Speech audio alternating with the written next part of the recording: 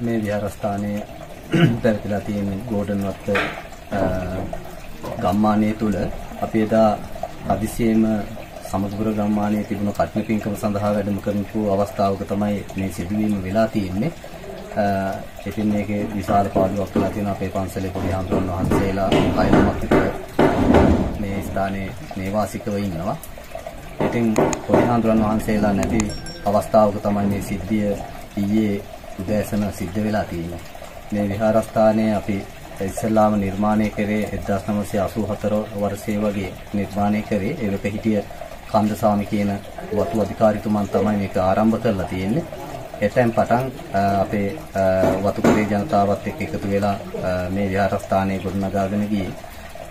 ඒ නිසා අපේ වතුකරේ ඉන්න ජනතාවට මේ වෙලාවෙදී බොහෝ අපහසුතාවයක් තියෙනවා අපේ විහාරස්ථානය දිනු කරගන්න. අපිට පුළුවන් නම් මේ විහාරස්ථානය දිනු කරගන්න සියලු දෙනාගේ උදව් උපකාර ලබා දෙන ලෙස බොහොම කාරුණිකව හැම දෙනාගේම ඉල්ලා සිටිනවා.